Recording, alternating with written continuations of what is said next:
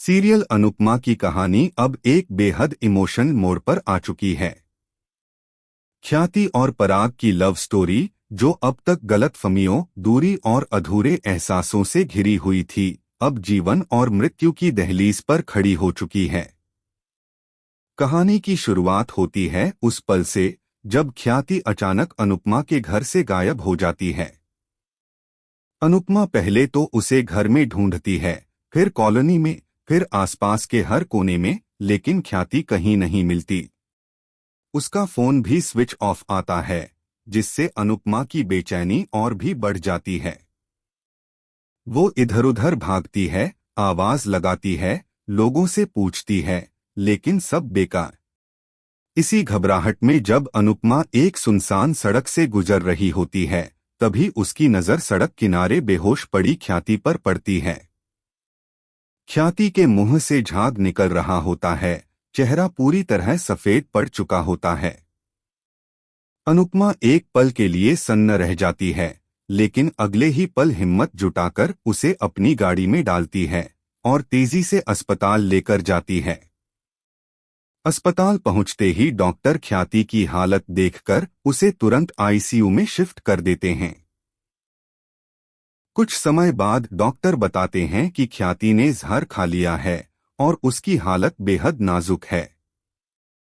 लेकिन होश में आने से पहले वो बार बार एक ही नाम ले रही थी, पराग। ये सुनकर अनुपमा का दिल कांप जाता है और वो बिना देर किए पराग को फोन करती है।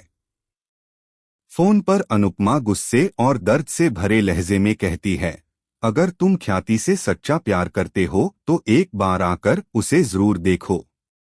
वो मौत से लड़ रही है और आज उसे सबसे ज्यादा तुम्हारी जरूरत है।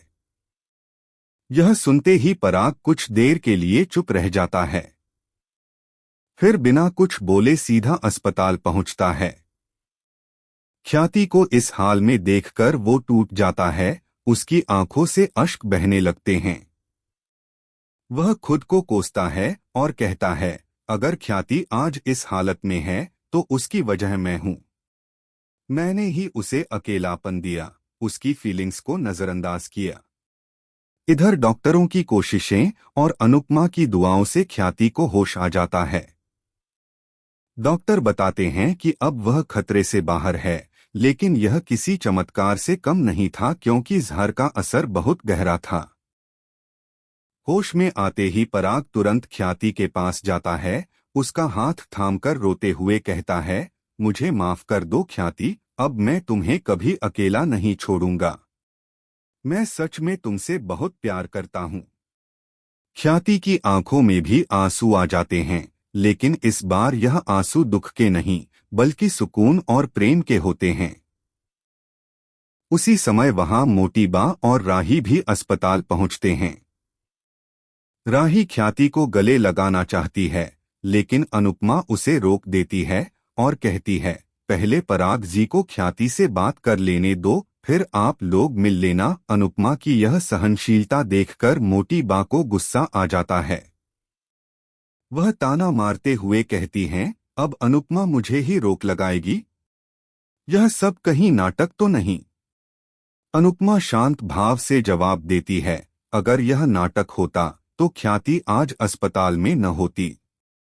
इंसान तकलीफ से नहीं, बल्कि किसी के सवालों से हार जाता है। अब कहानी एक नए मोड़ की ओर बढ़ रही है।